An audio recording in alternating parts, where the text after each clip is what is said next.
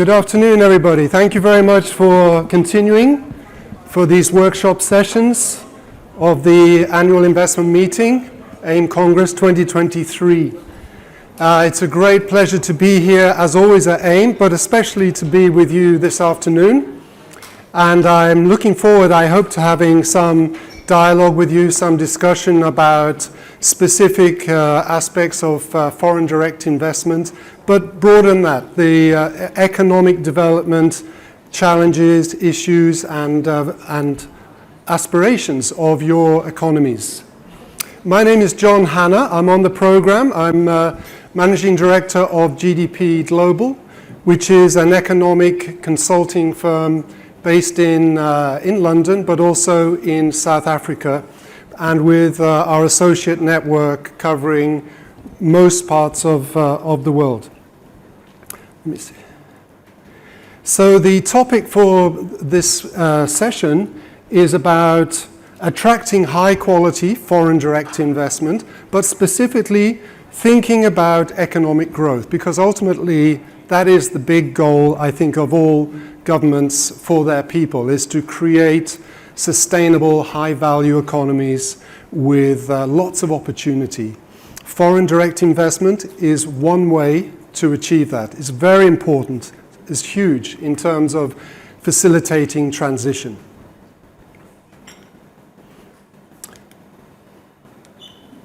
Just a moment.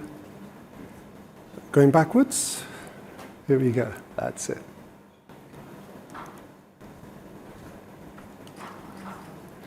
Okay, so in particular, I'd like to try and add to some of the presentations from the other specialists today by looking at some of these topics in some detail. And by all means, please stop me at any time to relate it to your experience, to your views and your needs. I wanted to talk, first of all, a little bit about the organization of the so-called IPA. And by that I mean any institution or organization that is there to promote and attract foreign direct investment. So it might be called IPA, but of course it might be called SEZ, it might be called the Ministry, it might be called the One-Stop Shop, it can be called the Board of Investment, it can be called a lot of things. And people do sometimes call you guys a lot of things, but mostly positive. So I want to talk a little bit about the organization of the IPA and something that we have worked on with clients over quite a number of years. Then we'll take a look at strategic place marketing. And I have a few examples from SEZ organizations of, I think, good practice. But again, I would like to hear your views on this.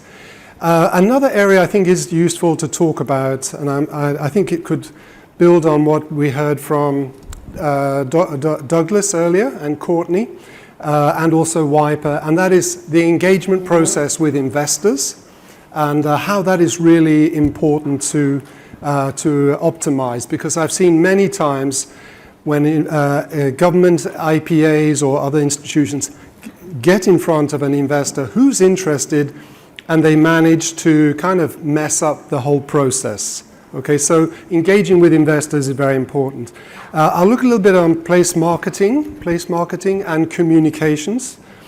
And we'll also take a very small look at these last two items, really just contextual summarizing. That is the key performance indicators for investment promotion, and then the wider implications for economic development. So that's what I'm hoping to cover. It's now 3:20, more or less. We had an hour and a half for this, but the sessions have been running a bit late due to a technical challenge. So I'm sure that when we get to about 4:30, the next colleagues that will be lining up to talk with you, Andreas and his colleague, will be desperate to get rid of me. So I will try and go through as fast as I can. I may skip a few slides because we may not have enough time. But if you find that some of the slide content is interesting, just click on that link in the top left corner. Sorry, you can't click it. Put it into your iPhones or your iPads as we go along, and you can access the presentation directly. It saves you having to take screenshots. By all means, take screenshots as well if you want. Okay.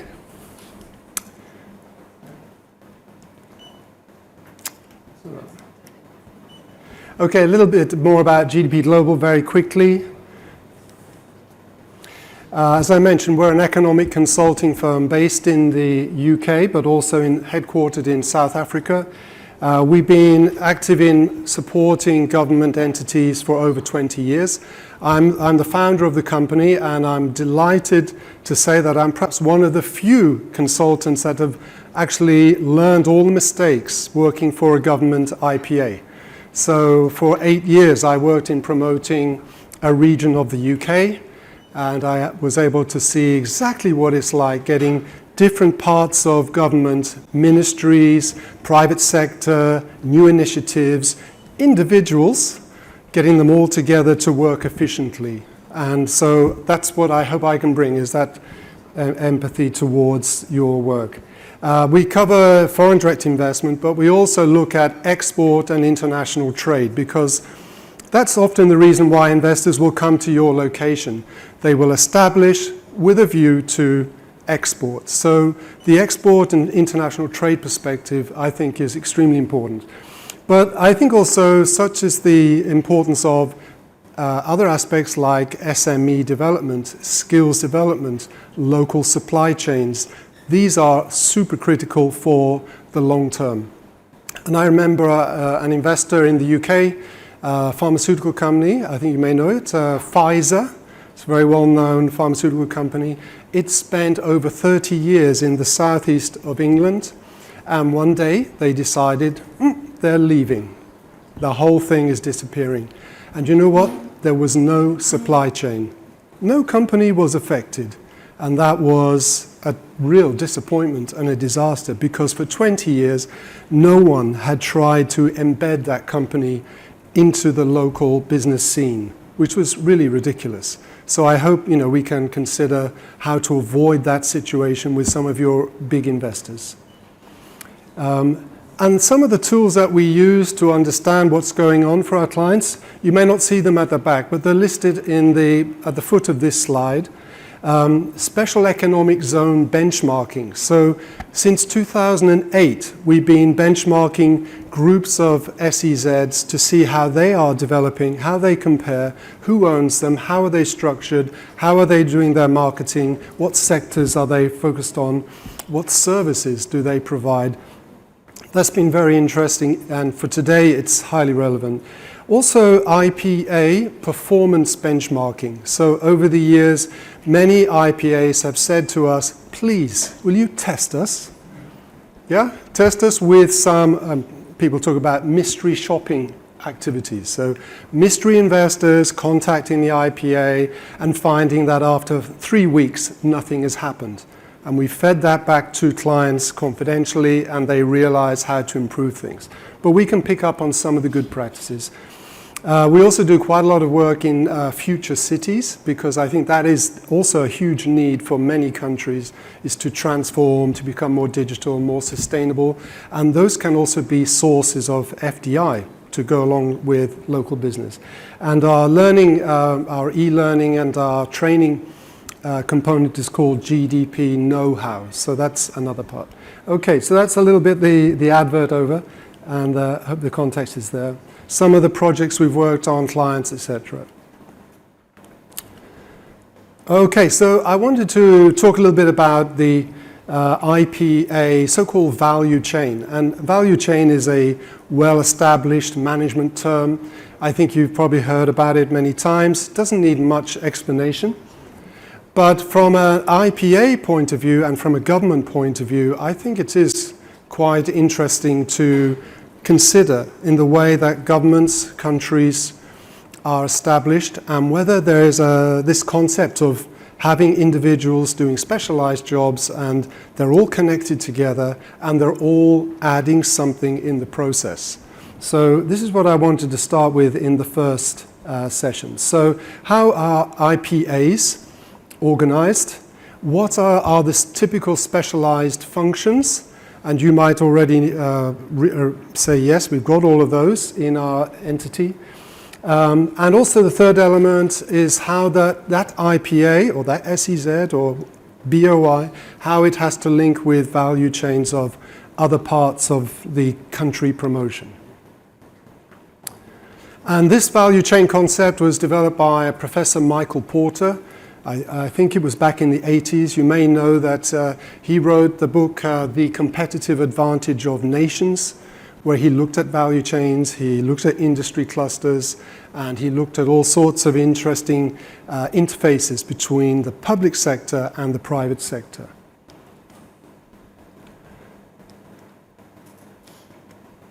Okay, so we're going to build up this value chain.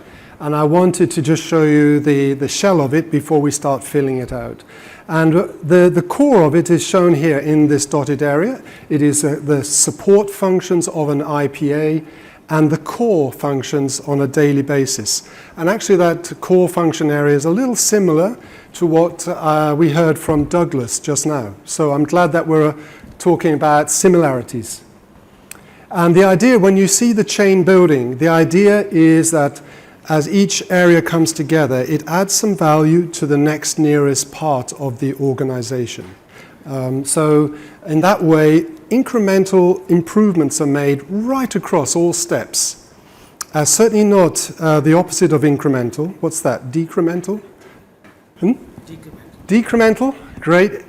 We definitely don't want to see decremental steps. And if one step area is not actually doing anything in particular, then you would question mark, why have we got this part in our organization? How can we strengthen it, or can we actually change it for something else? So that's the IPA in this area at the bottom. But I want to start at the top, the overarching framework for any IPA. And the first one is the national policy framework. The policies, the strategy, the strategic plan for the country, the vision, the mission.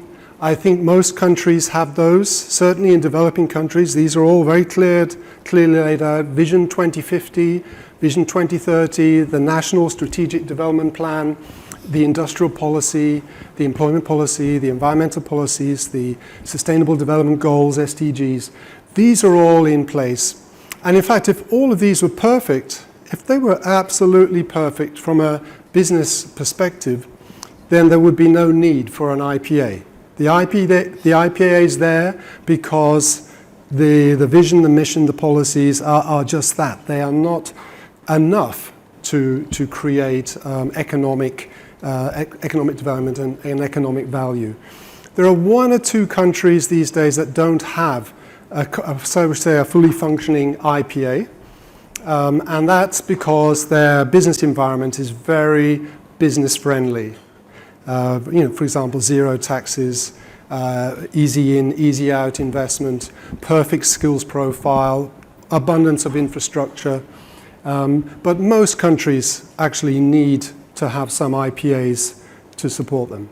The next one down is that from the national level, the regional or state level, the provincial frameworks, exactly the same. So now we've got national and regional bodies need to talk to each other and agree, and often it is the clever people at national level that create the policies signed off by the president or prime minister, the ministers, and it then comes down to the provincial governments to do their part.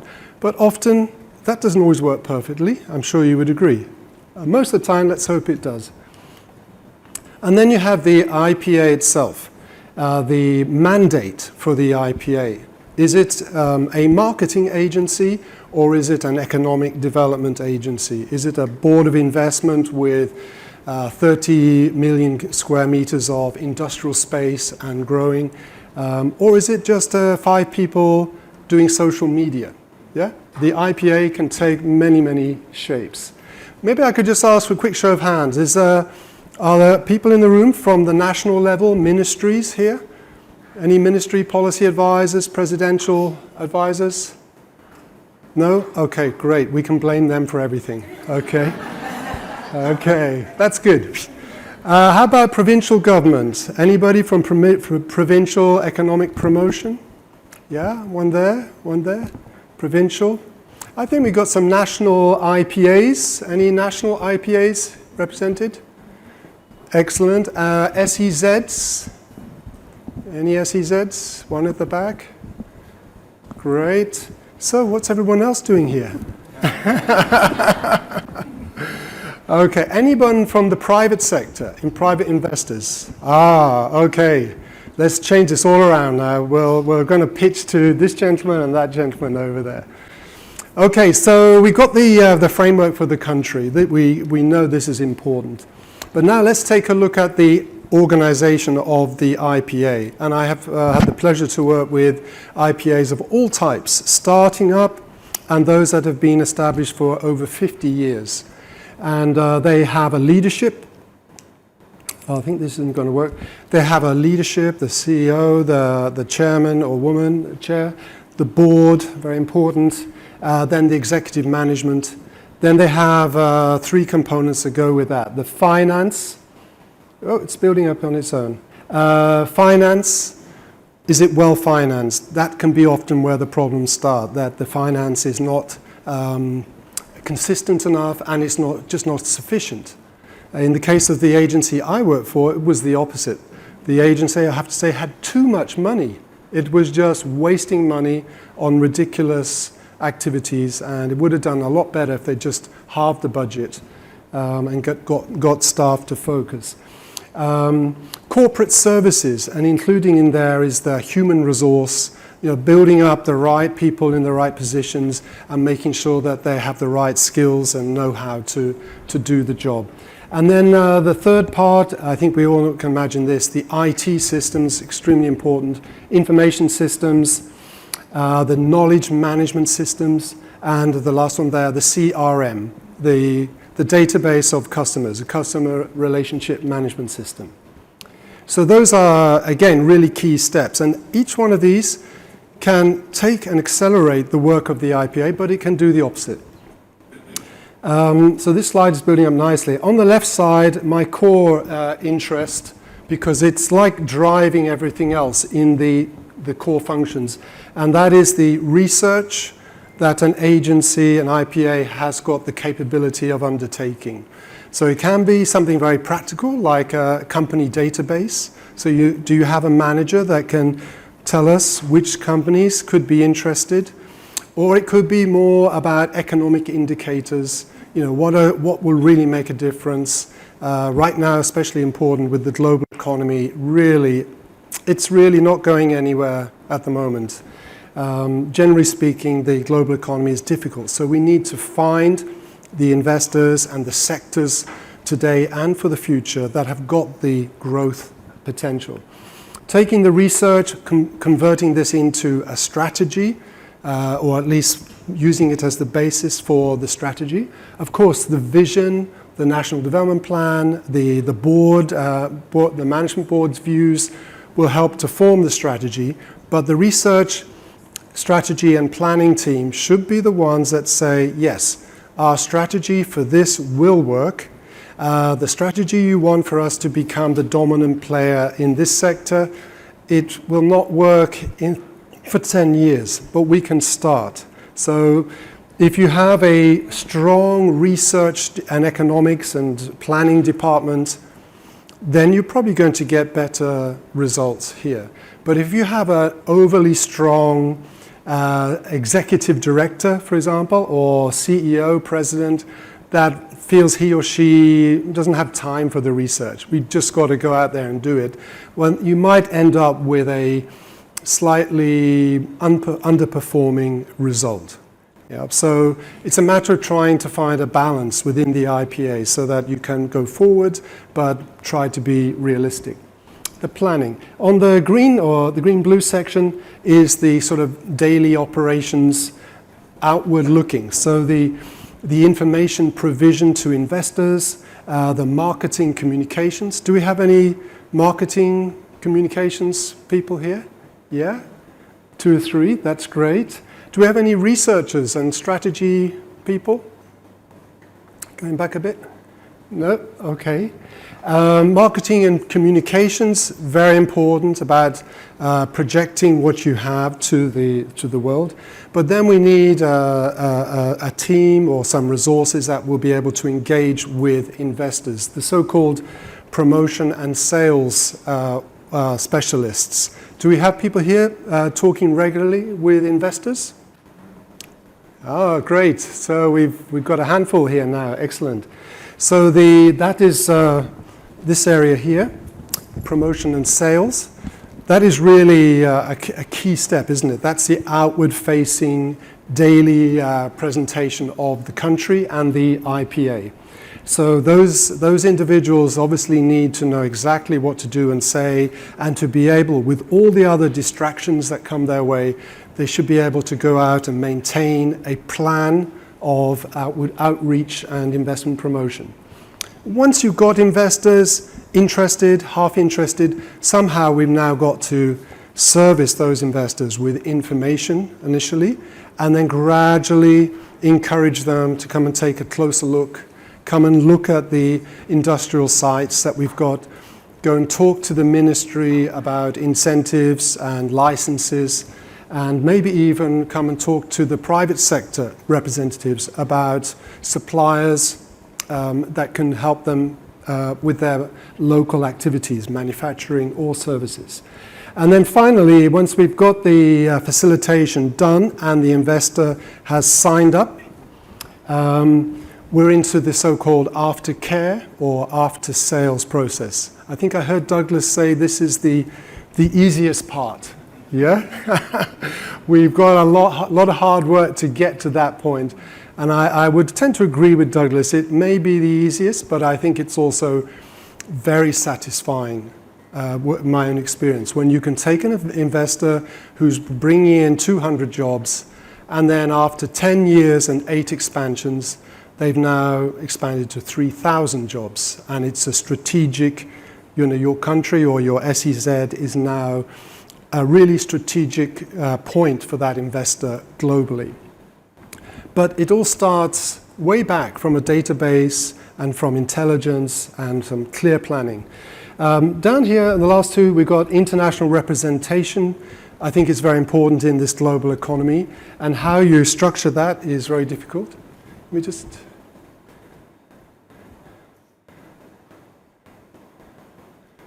You just go back and quit, sir? Thank you. Yeah. Thank you. Oh, okay.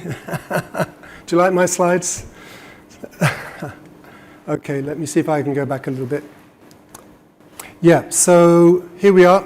Those are all the steps. We need to think about the overseas network. How do we take our 4 or 5 staff that are the sales, shall we say, representatives or salespeople, how can we multiply their impact 10 or 20-fold?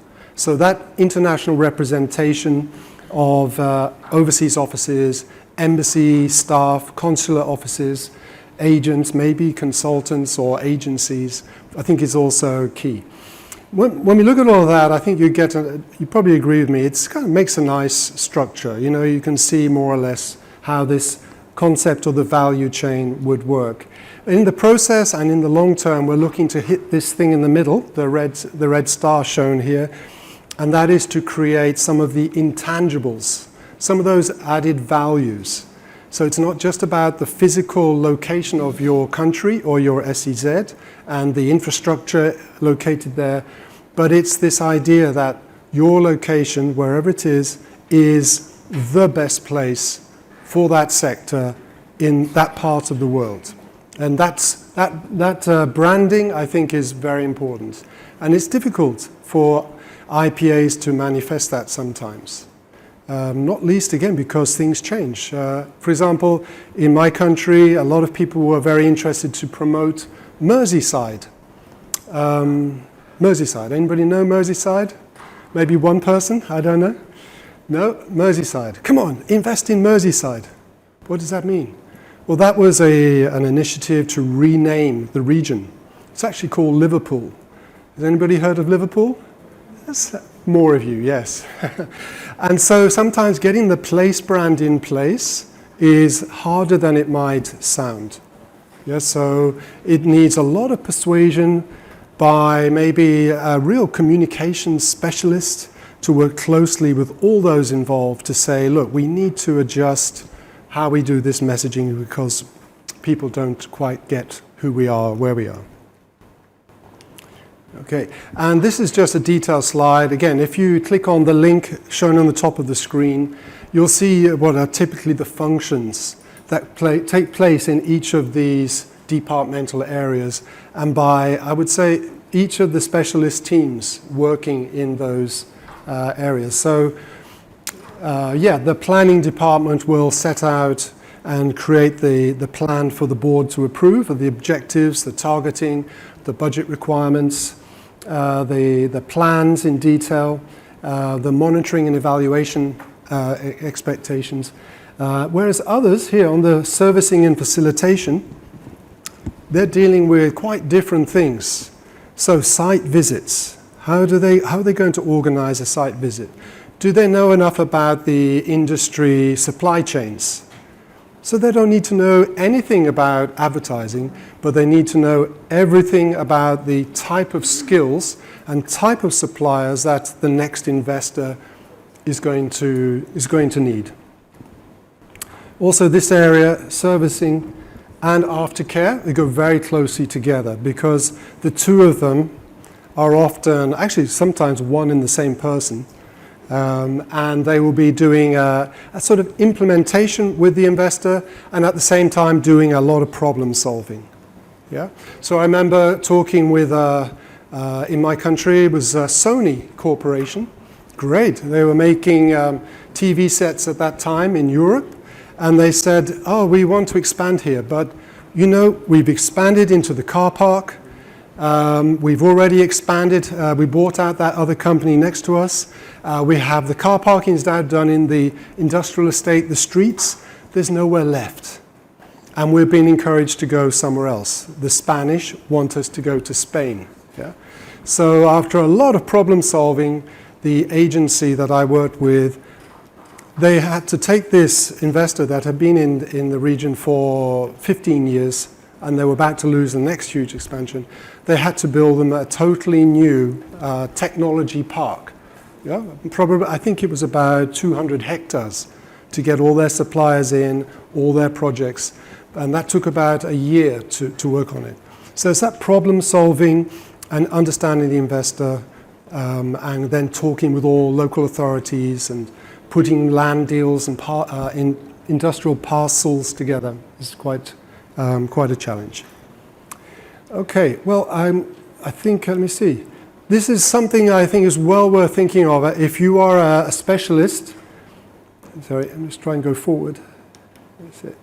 If you are a specialist in an IPA, you would probably want to know, well, where do I fit into this? Where's my role?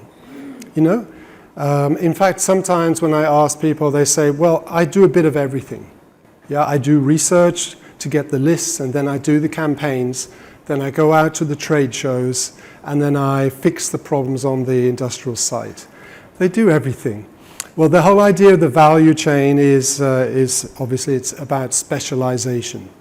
Those 4 tasks are ideally, over a few years, maybe 10 years, one should be moving towards having specialists who can do the research, specialists who can do the selling and promotion, and specialists who just focus on the aftercare activities. And also the executive, the management of the agency, whether it's an SEZ or an IPA, should be thinking about, you know, are we improving things in each area, and how can we get more out of this organization, so-called end-to-end? How can we get from the start to the end and get more? And often the story, as we know with budgets, is you've got to get more for less. Yeah, I probably heard those budget constraints is always a challenge.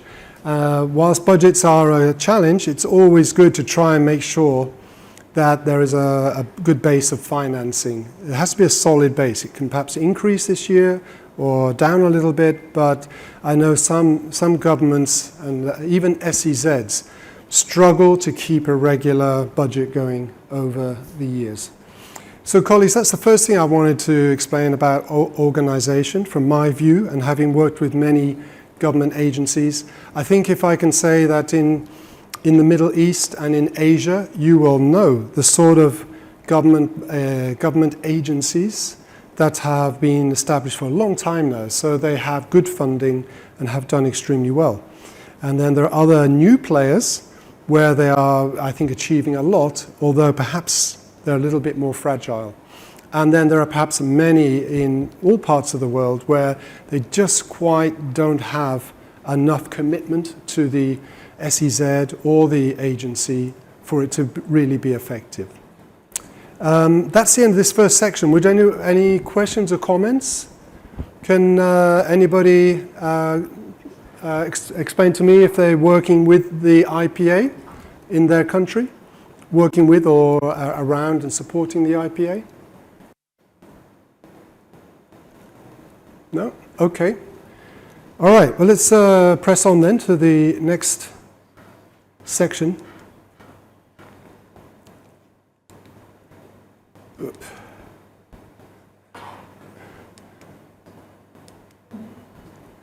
Okay, so I wanted to talk a little bit about SEZs. Is this a topic still of interest to people? Yeah? Yeah? Yes. Great, that's good. So SEZs, we have worked, as I mentioned before, worked a lot with SEZs. But as with the IPA, what is an IPA? We can say what is an SEZ? We can look at special economic zones. We can look at export processing zones. We can look at industrial parks. We can look at tech parks, science parks, industrial cities. Whatever you want to call them, they exist. There's no problem. But in general, there's a kind of core base to these locations of infrastructure, which are, we can call them special economic areas or zones, and they're provided, as we know, because the infrastructure throughout the entire country that those are existing in is not yet up to standard. Yeah, so the idea is to pick out little pockets of opportunity and shape them up quickly, create new regulations, new infrastructure, put them in the right location, ideally, for investors to come in as quickly as possible. So SEZs, as we know, is a huge growth area in economic promotion at the moment. So these are some of the primary areas that I think all those focused on SEZs need to put together fairly quickly. The first is the law and the regulations. And it sounds pretty obvious. Most of the countries that I have worked with that have SEZs, they will have had their SEZ Act passed at some time, and it will outline all the regulations that can now follow. But often the SEZ Act is not quite sufficient, and it doesn't always take into account the reality that we're being faced with. For example, they might say, we've got an SEZ Act, but we don't have an agency. Oh, and there's no budget. There's no budget to implement SEZs, or no consistent budget. So this is a challenge. The actual structure of the SEZ, you could say, well, it's an authority, SEZA, it's the Special Economic Zones Authority. Yes, it can be. It can often be a government or a government company which is owned by the government, has government officials engaged in it, and has some staff, and then it may have some long-term contractors. But actually, when you look at some of the best models for SEZs, it's not as straightforward as that. Quite often you'll find that the infrastructure, should we say the land is government-owned land or is publicly owned land. But some of the infrastructure might be on a BOT or some other kind of PPP arrangement. Some of the infrastructure could be some of the specialist areas, some of the infrastructure, the factory units don't have to be built by the government. They can be built by private developers who are given a long lease, maybe 30 years, 50 years, and even some kind of transfer arrangement at the end, so they know that it's worth it for them. The same for power producers and other utilities. Don't always have to be done by the national power company, national utility company. depending on how confident your country is, how confident your government is, then you can change and develop the model to become more realistic and to draw in investment.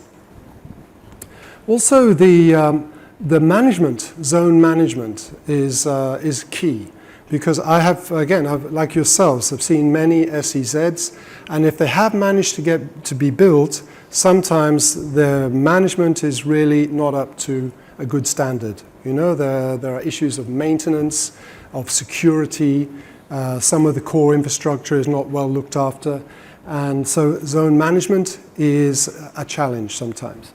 And linked with that is the promotion, the SEZ promotion. That can sometimes be the problem area. There are so many SEZs now that it's sometimes difficult to make sure that the SEZ that you want to see promoted is getting the attention internationally that you need. So the law and regulations is just the starting point. Getting those implemented and getting them nuanced so that they can work, I think, is very important. The sectors, I think, is the next issue. What kind of sectors do we want to support? And this is, again, often a challenge with the government's big vision. We want SEZs. We want to have, I heard a great one in Southern Africa now. It sounds enormous and it's going to be fantastic. But the sector profile is sometimes a challenge to say, well, what should we go for? Which sectors make sense? Well, sometimes there are some obvious ones in the resources economy, so that we say, we want to beneficiate the natural resources that come out. And that is fine. That's one segment that we can definitely aim for. But in other cases, there's potentially mobile investment in the next sector, the sort of the secondary level, the manufacturing sector, or the services sector, the third level, that we want to attract for the future. And those might require some kinds of, well, they're all actually, all these sectors have infrastructure special requirements. So getting that right can be very difficult.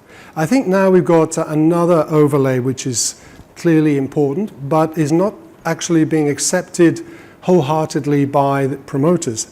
And that is that we are gradually moving over the next few years to a carbon-free, zero-carbon global economy.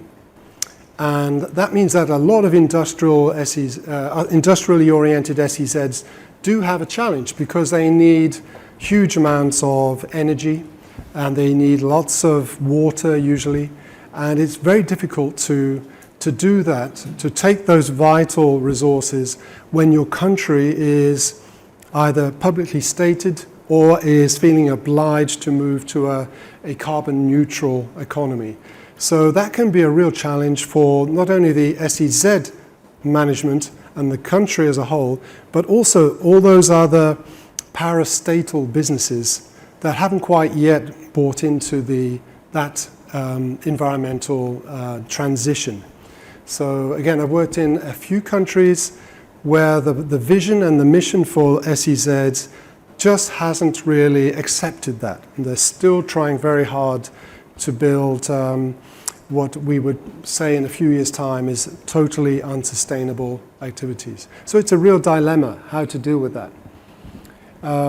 So the sectors to be chosen is a challenge, and that's where I think, again, the research and the planning and the industrial policies all need to come together to make the right choice.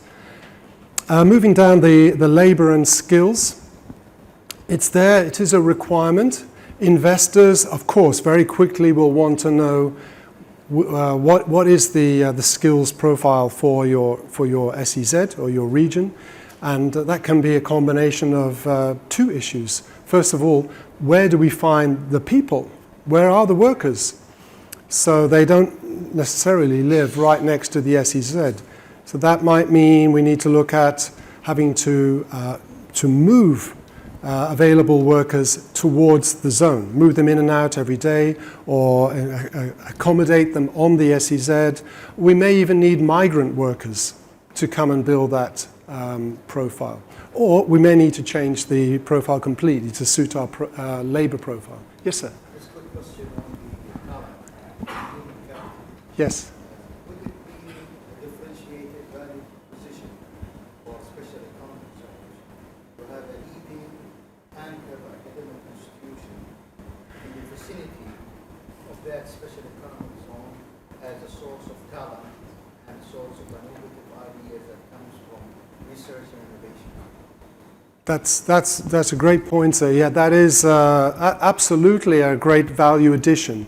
So when you are thinking about building an SEZ or extending an SEZ, and you know that skills is going to be high up on the list, it's actually what we call a traffic light decision-making thing. If you've got the skills, the investor has green lights. If you don't have the skills or skills provision, it's red lights. Yeah. So yes, I've seen in various places, but in Europe, I remember Ford, which the region that I worked with was trying to encourage to expand further. They said, well, there's not enough skills here.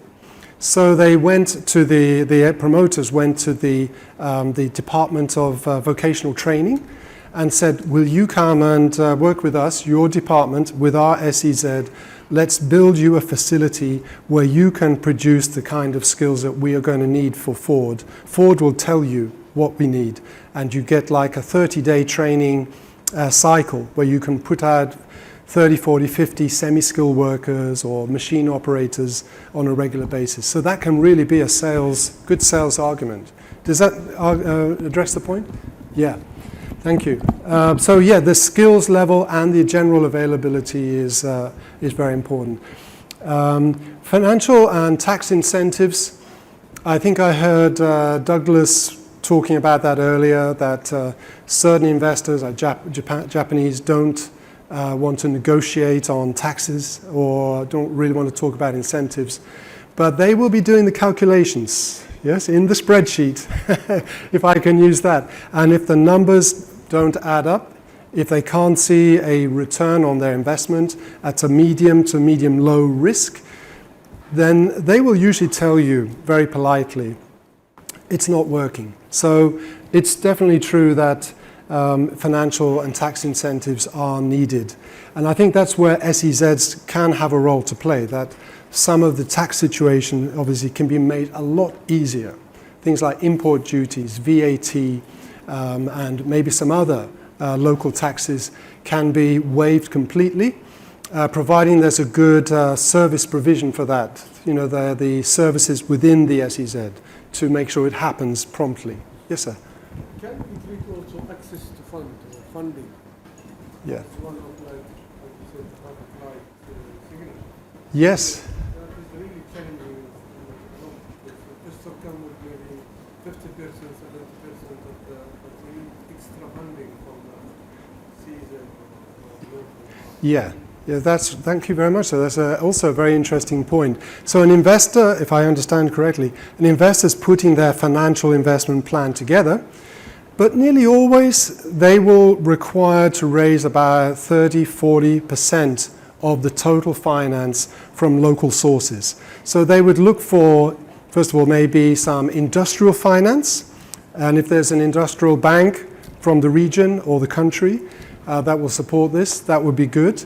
Another is they may be willing to co-partner to find another partner that will come in. Could be a government partner, or it could be a parastatal or a private, another completely private partner to help reduce the overall burden.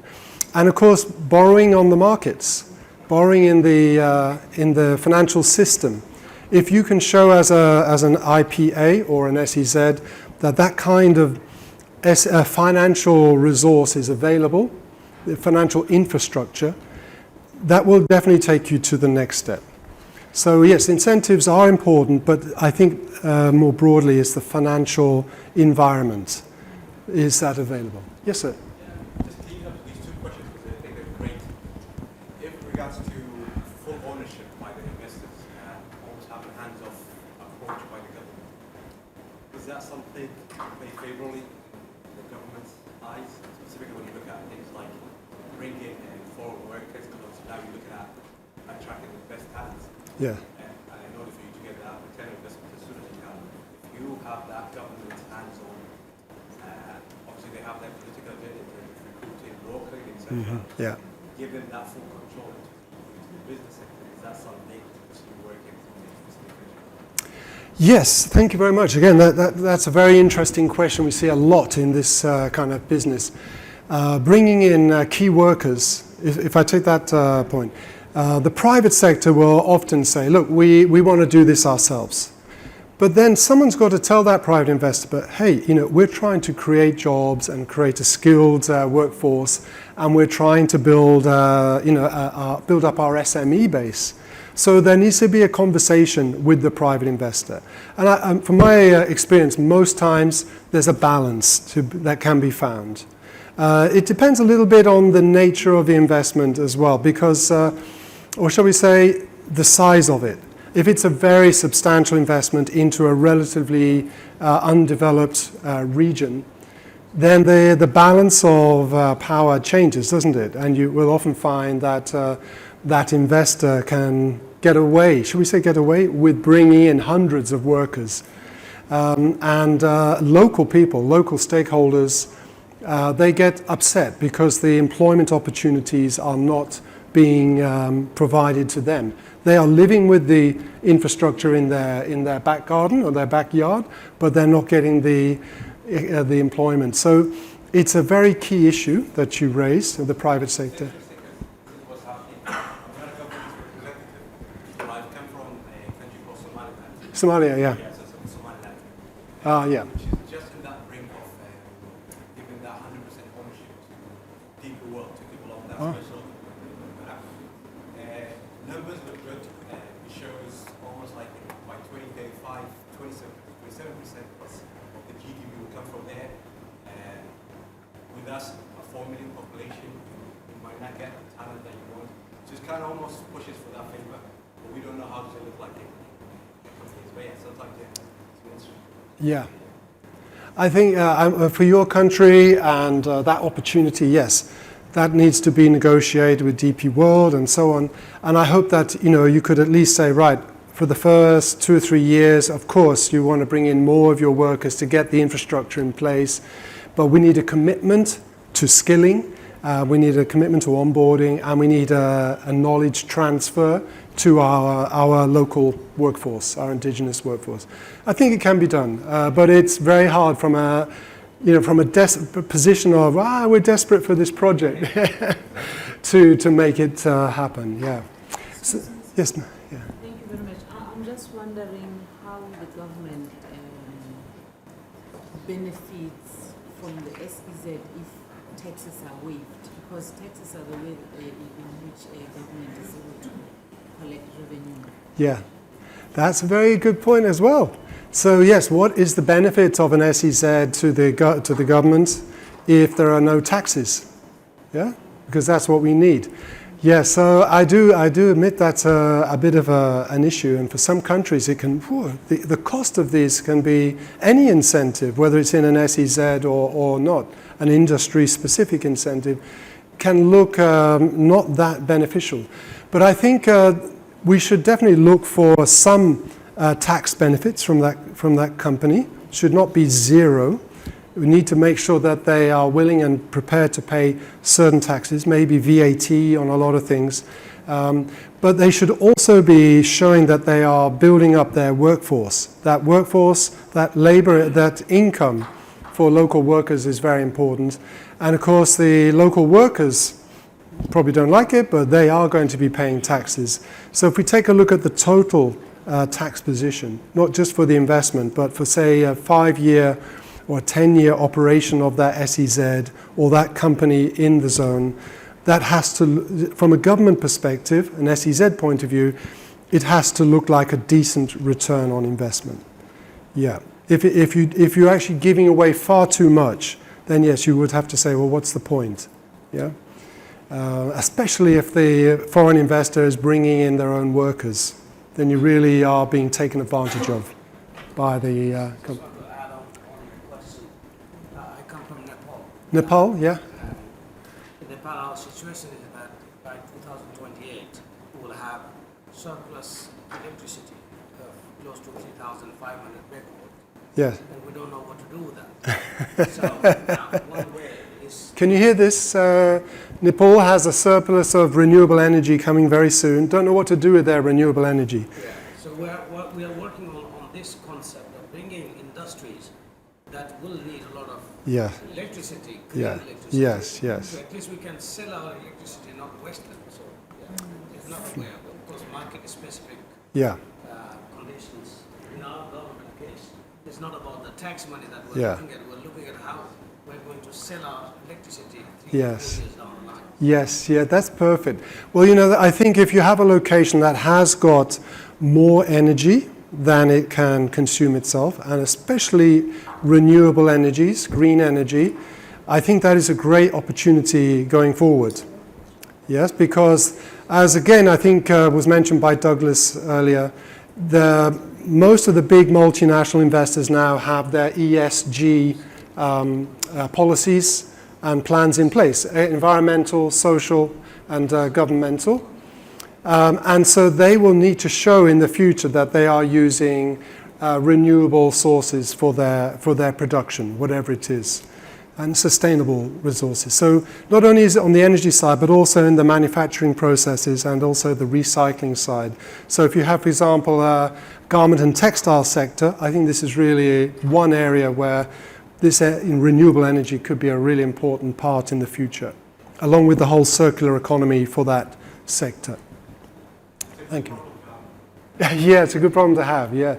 And I do know that many countries, perhaps represented here, have plenty of natural resources, but you know, in due course you won't be able to use them, whether it's gas, petrochemical, petroleum, oil, you know, coal.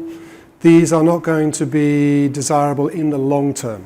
We need to try and find alternatives.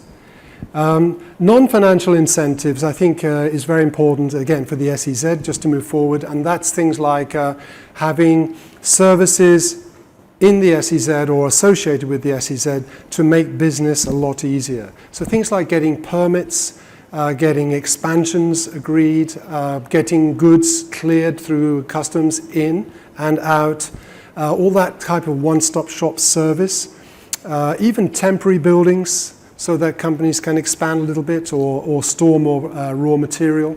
All those kind of the training services that was mentioned earlier. Those non-financial incentives, if you list those out, those will be, I think, some of the best promotional aspects for an investor. And the corollary is true. If they don't exist, the investor will feel they are likely to be taking a big risk. Yeah, well, where do we get the skills? You know, well, we're still having to wait 8 days to get goods from the port into the zone. What's going on? This can't be right. Okay. Okay, so I'll just run through 2 or 3 zones that we benchmarked in the last 18 months for some clients. And I'll give you some examples and highlight some of the issues. This one is in Ethiopia, the Eastern Industry Zone. Does anybody know this? Anybody from Ethiopia here? Yeah? You know this zone? It's close to Addis, yeah? And I like this one particularly. First of all, it was, I think, as the Americans would say, a no-brainer. It was an easy and low-risk, I think I would call it a success story, because it had a strong collaboration with a kind of single entity of investors, both in the infrastructure and in the operations, and those were Chinese investors. So this was based, it's just a few kilometers outside of Addis, bringing in very useful infrastructure. The story is not 100% straightforward from A to B or A to C. Took a few steps. You can see here it was originally planned as a 500 hectare zone, so pretty big but not enormous. Yes, I mean 500 hectares is pretty big in my opinion. Certainly in Europe 500 hectares is enormous. But it eventually came in at less than that, around 200 hectares, after a key investor dropped out. The investment required, $900 million, is substantial, but again, it's relatively small small change, isn't it, in investment infrastructure these days. The China partners have got a lease on the zone for 99 years, so they've got security for that period of time. And they had a good agreement between the government and the private sector about how the zone would be financed. I hope I'm getting this more or less right, sir. Is it still more or less correct? Yeah. Great. So that was very good. Spatially, in a very good location as well. So again, a lot of SEZ struggled because they've been put into locations for, shall we say, political reasons. Yeah, so they're not really ideal from an investor's perspective. But this one is very well suited, and the proposition, it actually was very, very good. It was very clear that it was a multi-industry sector zone, suited the Chinese business culture. It was large Chinese financing, as we see a lot, obviously, these days. And as far as I know, the relationships with local people, the local community. Tell me if I got this right, sir. There may be issues, but the local community generally, okay? Not too happy? There are always interests and conflicts. There are conflicts, yeah? Okay, well, there are some conflicts with the local stakeholders, local communities. Sorry to hear that, but I hope people are being employed, maybe not sufficient, not being paid enough, not being skilled up enough. Okay. All right, moving on.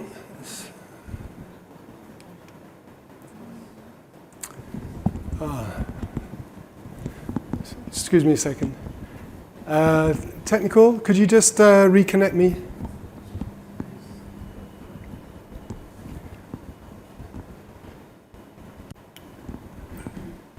Okay, thank you very much. That's great. Yeah. Another one, again, the scale is much bigger, but Egypt is Egypt is a huge industrial center for SEZ, industrial zones, on the continent of Africa and very close to the Middle East. And importantly, for zones operations, it's on a very strong trade route between Asia and Europe and onwards. So the Egypt-Suez Canal Economic Zone, SC Zone, I think is a very good example. Let's see if I can. Come on.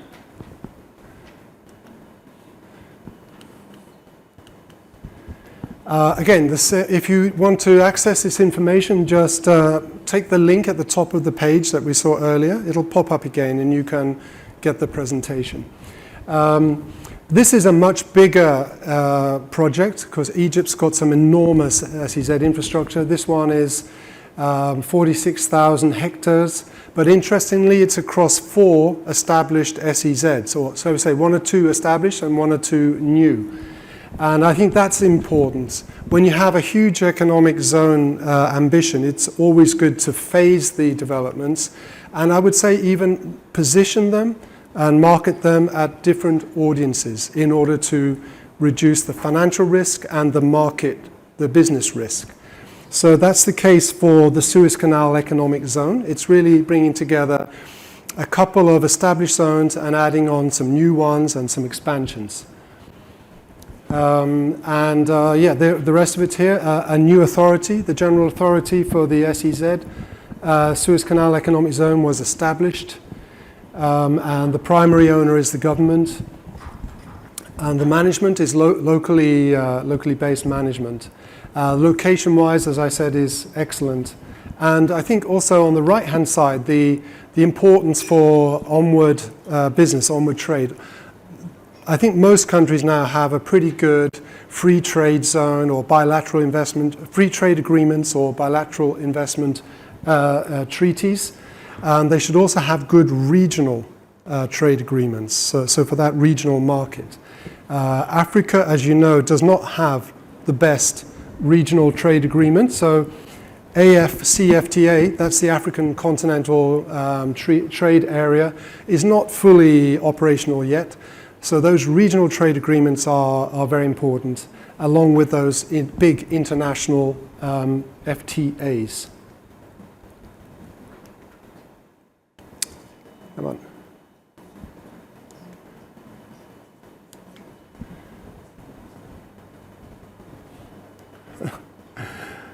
Which way is this going?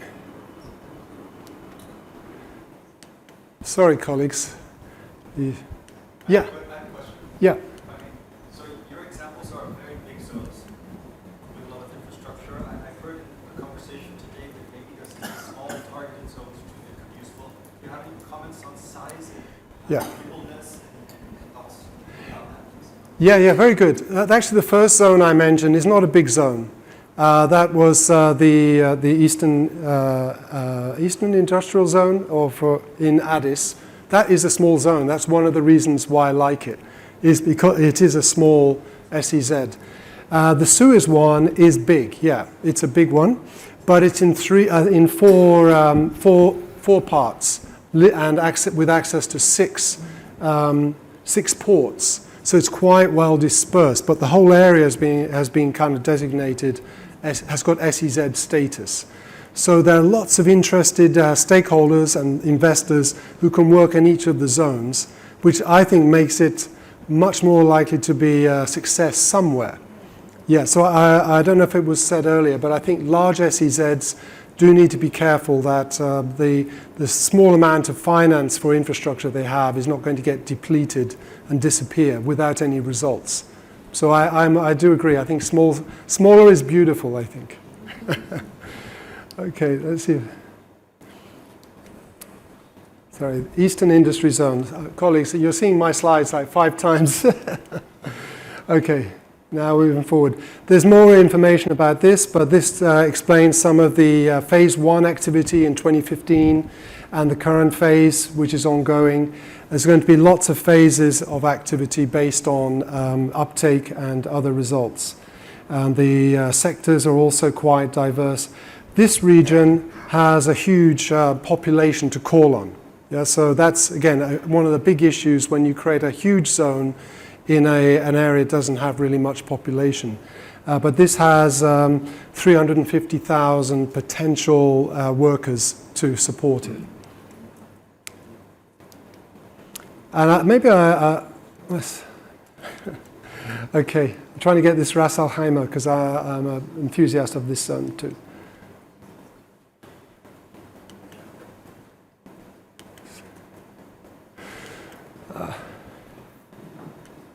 Come on.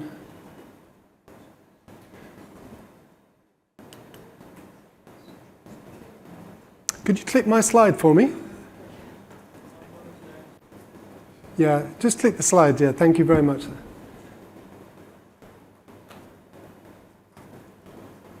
And the next, thank you. And the next. Are you going the right way? 24, keep going. That's it, one more. And again, oh, that's it, sorry, that one there.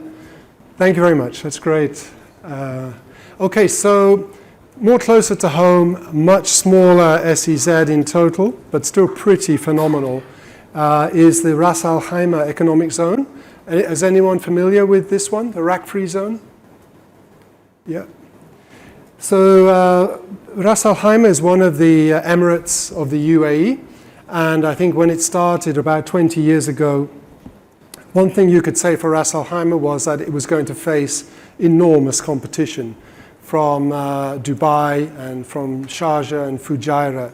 So Ras Al Khaimah, I think, over the years has had its ups and downs, but it's now become an established, I mean it's more than established, it is a benchmark for a mixed-use, services-oriented, trade-oriented SEZ. Obviously not far from here, I suppose a couple of hours from here. And again, I think one of the key things that the Ras Al Khaimah Economic Zone does is it focuses on providing what investors are looking for. And they've gone down the route of not hoping for 2 or 3 key investors, but for 2,000 or 3,000 smaller investors.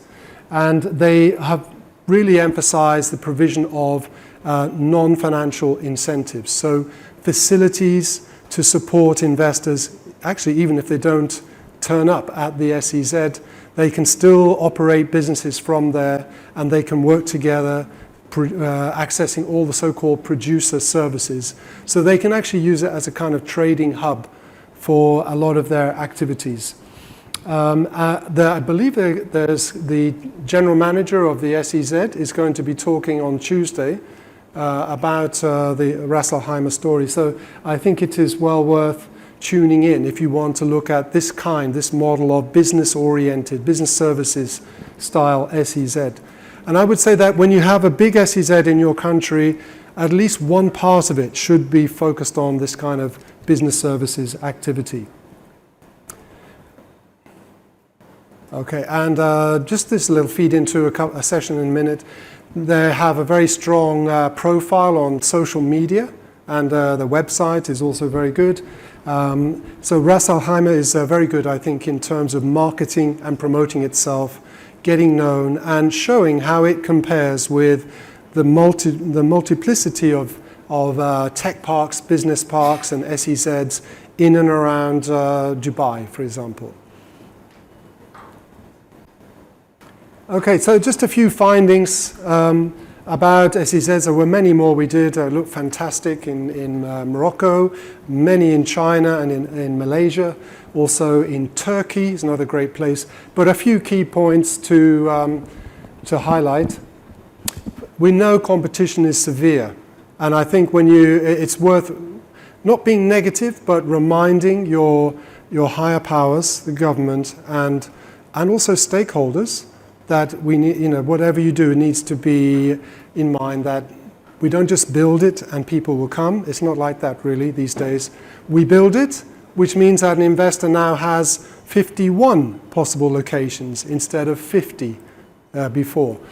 So competition is severe. So we really need to try to emphasize our unique offer and make it truly a great offer. For example, the skills, the energy, and the business environment have to be up there amongst the best.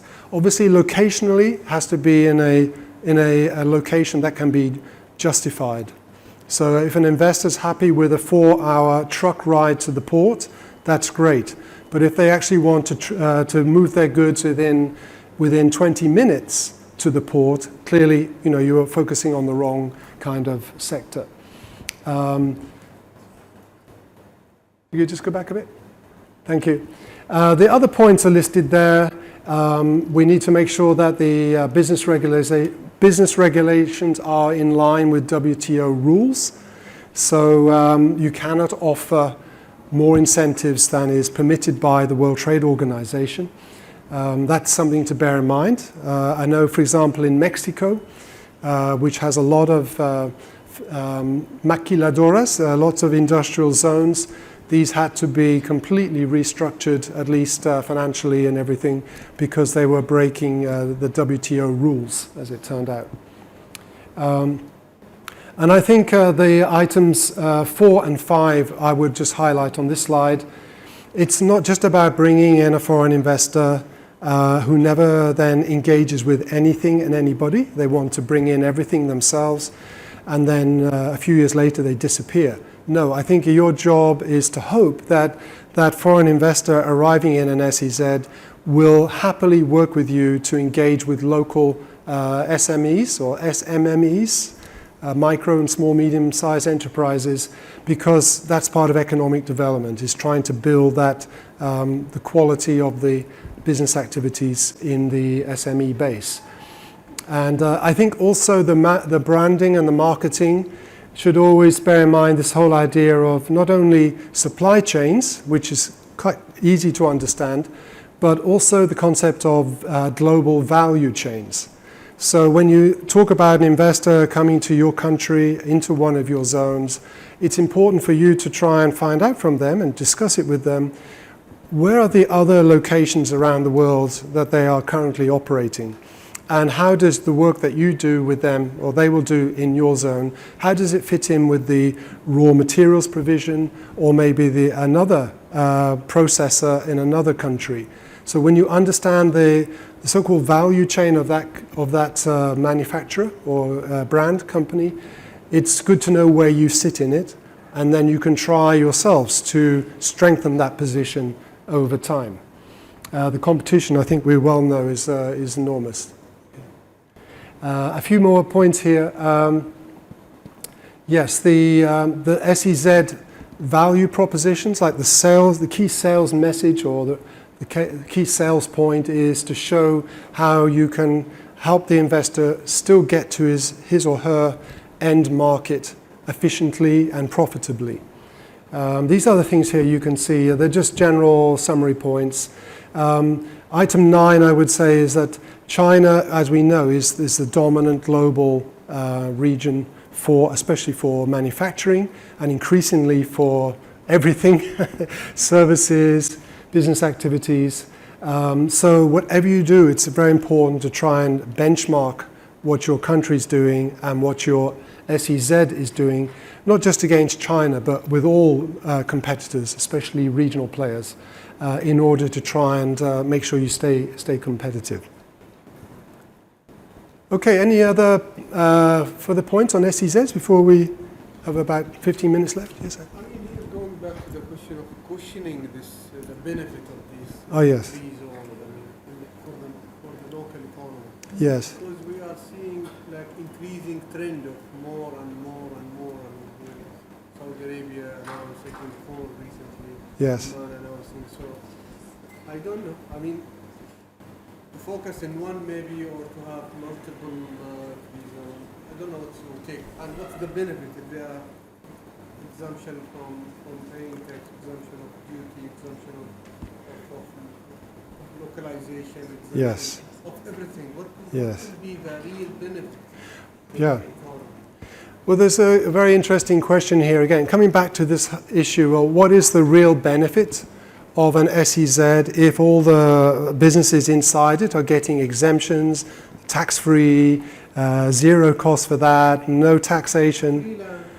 Free land, yeah. Well, I think the benefits will be in the medium to long term. I mean, the benefits will be immediate in terms of having the profile and having some new economic activity. But if it's all tax-free and zero cost, yes, you have to look for the benefit in the medium term and the longer term. So I would say there are probably three. The first is to work closely with those investors to help them build up their local supply chains and put them under a lot of pressure. You can say to them, look, you will be seen so beautifully in this community if we can only help you get to know the small businesses. Can you sit with them and tell them what you need, how you need it? Can you help them with the training? And that will, if you can do that, in, should we say 5 years' time, 6 years' time, those SMME, small, medium-sized businesses, will now become quite smart, yes? Not only will they be working extremely well with local investors in the SEZ, but they'll perhaps also be exporting themselves more efficiently with their products. The investors also bring in not just supply opportunities, but they bring in technology, and they bring in know-how, they bring in good practices. Would you agree? And that doesn't come if you're in a pretty undeveloped area. You need to try and find ways to get that insights from them into the local community. And the final thing is they can bring in other investors and help to sustain the SEZ. And if that can happen in the medium term and the long term, then you hope, fingers crossed, that you can gradually improve your financial take. You can reduce the burden of zero tax for everything because they now become embedded and they will look at you more favorably for the future. Would you go along with that, sir? Yes. Yeah? Okay.